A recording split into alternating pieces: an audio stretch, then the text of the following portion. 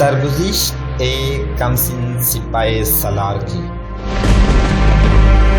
جو ایک مظلوم بہن کی پکار پر ہندو راجاؤں پر چڑھ دوڑا۔ تاریخ اسلام کے اس جرنیل نے بہادری، شجاعت اور قوت ایمانی سے نہ صرف سندھ کو فتح کیا بلکہ اپنے حسن سلوک سے وادی سندھ کو اسلام کے نور سے منور کر دیا۔ توحید پہ جان نشاور کرنے والے اس سپاہی کی کہانی شروع کرنے سے پہلے آپ سے گزارش ہے کہ ہمارے چینل گلوبل نالج کو سبسکرائب کریں اور گھنٹی کے بٹن کو ضرور پریس کریں تاکہ ہماری ہر آنے والی ویڈیو آپ تک بآسانی پہنچ سکے۔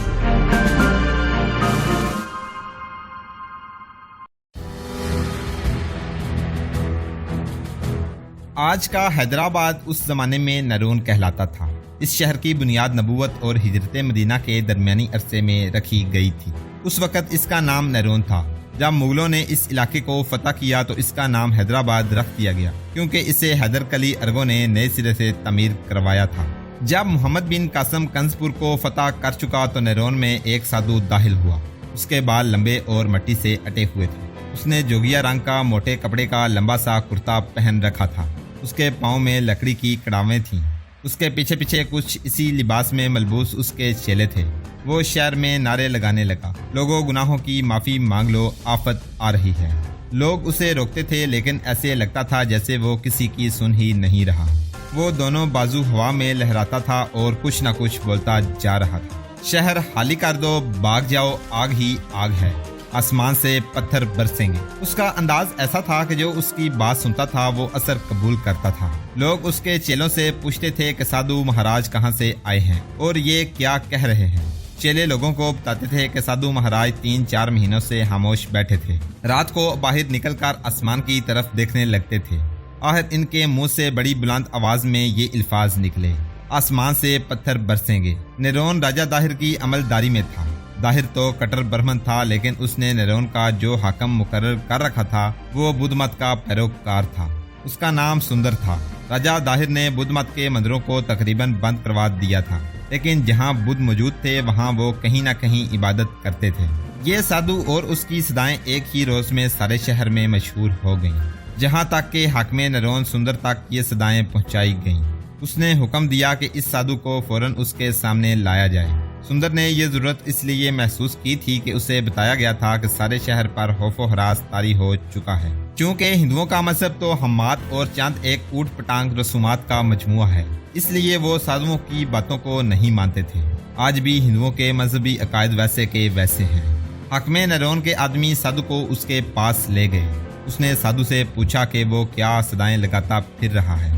یہ صدائیں میری نہیں، سادھو نے کہا، یہ آسمان کی آوازیں ہیں۔ آسمان سے پتھر برسیں گے، سمندر پار سے ایک طاقتور راجہ آیا ہے، اس کے سامنے کوئی نہیں ٹھہر سکتا۔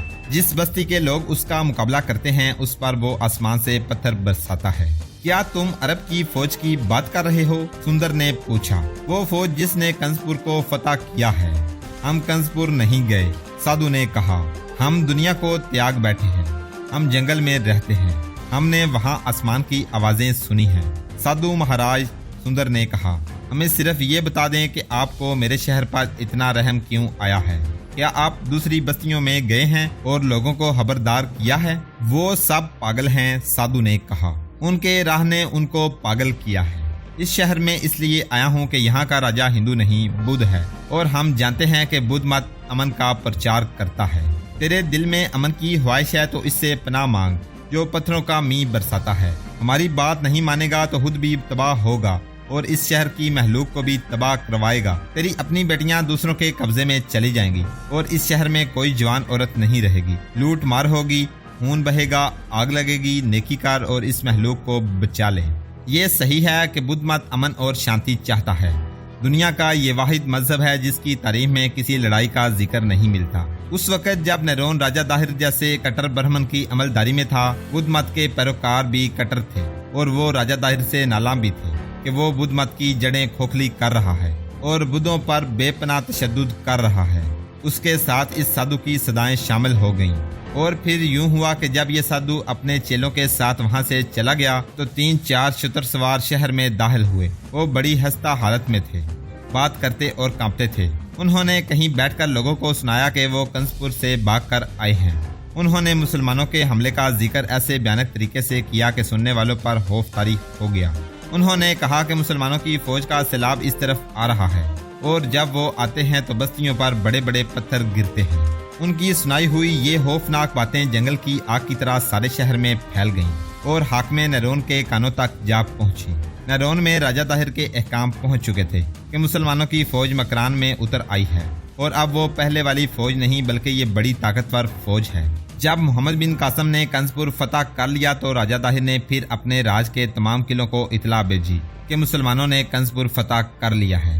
طاہر نے سب کو یہ پیغام بھی بھیجا کہ مسلمانوں کے پاس ایسا انتظام ہے کہ وہ قلعوں کے اندر بڑے بڑے پتھر پھینک سکتے ہیں۔ طاہر نے اپنے پیغام میں کہا تھا کہ ان پتھروں سے ڈرنے کی ضرورت نہیں۔ حاکم نرون کے لیے یہ پتھر عجیب چیز تھی۔ اس کے علاوہ وہ بدھ تھا۔ اس نے جب اپنے شہر کی آبادی کو دیکھا ہوگا تو یقیناً اس کے دل میں آئی ہوگی کہ ان بے گناہوں کو مروانا کتنا بڑا پاپ ہے۔ محمد بن قاسم ارمن بیلا میں اپنی فوج کو دیبل پر حملے کے لیے تیار کر رہا تھا۔ اس کی اگلی منزل دیبل تھی اور وہ جانتا تھا کہ ہار جیت کا فیصلہ دیبل کے میدان جنگ میں ہی ہوگا۔ فوج آرام بھی کر رہی تھی اور اس کے ساتھ ہی محمد بن قاسم اسے قلعہ شکنی کی ٹریننگ بھی دے رہا تھا اور فوج کو خطبے کی صورت میں یہ بتاتا تھا کہ اس جنگ کا مقصد ملک گیری نہیں۔ انہی دنوں اسے اطلاع دی گئی کہ وہ اجنبی ہندو اس سے ملنا چاہتے ہیں۔ اس نے دونوں کو بلا لیا۔ یہ دونوں اجنبی سندھی لباس میں تھے۔ اس کے ماتھے پر تلک لگے ہوئے تھے اور وہ ہر لحاظ سے برہمن لگتے تھے، لیکن جب وہ محمد بن قاسم کے سامنے گئے تو انہوں نے السلام علیکم کہا۔ تم دونوں نے مجھے خوش کرنے کے لیے میرے مذہب کا سلام کیا ہے۔ محمد بن قاسم نے مسکراتے ہوئے کہا، اگر یہ سلام تمہارے دل سے نکلے تو تم روحانی سکون محسوس کرو گے۔ کیا تم ان الفاظ کے معنی جانتے ہو؟ آپ پر سلامتی ہو، ان میں سے ایک نے جواب دیا۔ تمہیں یہ معنی کس نے بتائے ہیں؟ محمد بن قاسم نے پوچھا۔ یہ ہمارے اپنے مذہب کے الفاظ ہیں، ایک نے ہنستے ہوئے کہا۔ ہم دونوں مسلمان ہیں اور ہمیں اپنے سردار حارث الافی نے بھیجا ہے۔ اس نے کوئی پیغام دیا ہے؟ ہاں سالار اعلیٰ، ایک نے جواب دیا۔ دیبل سے آگے ایک شہر ہے جس کا نام نرون ہے۔ وہاں کا حاکم بدھ ہے۔ وہ راجہ طاہر کا مقرر کیا ہوا حاکم ہے، لیکن اس نے راجہ طاہر کو بتائے بغیر ایک دلیرانہ فیصلہ کیا ہے۔ اس نے چوری چھپے اپنے 2-3 آدمیوں کو بصرہ بھیجا تھا۔ وفد آپ کے چچا حجاج بن یوسف سے مل کر واپس آ گیا ہے۔ حاکم نرون نے حجاج کو پیغام بھیجا تھا کہ وہ مسلمانوں کے خلاف نہیں لڑے گا، اس کی بجائے وہ امن کا وعدہ کرتا ہے اور اس پر جو جزیہ عائد کیا جائے گا وہ نجوشی ادا کرے گا۔ حجاج نے امن کا یہ معاہدہ قبول کر لیا ہے، لیکن ہمیں یہ معلوم نہیں ہو سکتا کہ جزیہ کتنا مقرر ہوا ہے۔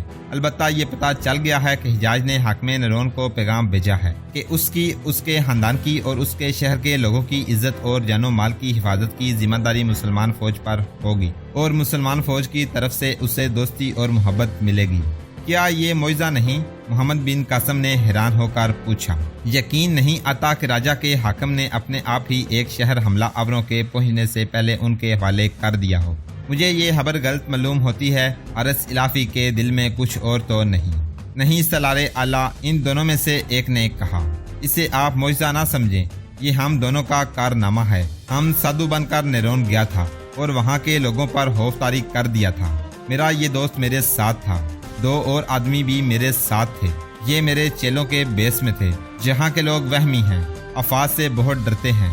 ہم نے نرون میں اتنا خوف و ہراس طاری کر دیا کہ حاکم شہر نے مجھے بلایا۔ میں نے اس پر بھی خوف و ہراس طاری کر دیا، لیکن ایسی ضرورت نہیں تھی کیونکہ وہ بدھ مت کا پیروکار ہے۔ وہ بدھ لڑنا تو دور کی بات ہے، ہتھیار کو ہاتھ لگانا بھی گناہ سمجھتے ہیں۔ کیا تم یہ کارنامہ دوسرے شہروں میں بھی کر سکتے ہو؟ محمد بن قاسم نے پوچھا۔ نہیں سالار اعلیٰ، محمد بن قاسم کو جواب ملا۔ باقی تمام شہروں کے حاکم ہندو ہیں اور کہیں نہ کہیں پکڑے جانے کا بھی خطرہ ہے۔ پھر بھی ہم اس کوشش میں ہیں کہ آپ کے لیے راستہ صاف کرتے رہیں، لیکن ہمارے سردار حارث الافی نے کہا ہے کہ اسی پر بھروسہ نہ کرنا، کہیں ایسا نہ ہو کہ لڑنے کی اہلیت اور جذبے میں کمی آ جائے۔ میری اگلی منزل دیبل ہے، محمد بن قاسم نے کہا۔ وہاں کیا ہے؟ اتنی فوج ہے، مزاحمت کیسی ہوگی؟ مجھے ان سوالوں کے جواب کون دے گا؟ تم خود لڑنے والے ہو، تم جانتے ہو کہ محاصرے کی کامیابی کے لیے کن چیزوں کی ضرورت ہوتی ہے۔ آپ کو ان سوالوں کے جواب دینے کی پوری کوشش کریں گے، ان میں سے ایک نے کہا۔ لیکن ہمارا کام مشکل ہو گیا ہے۔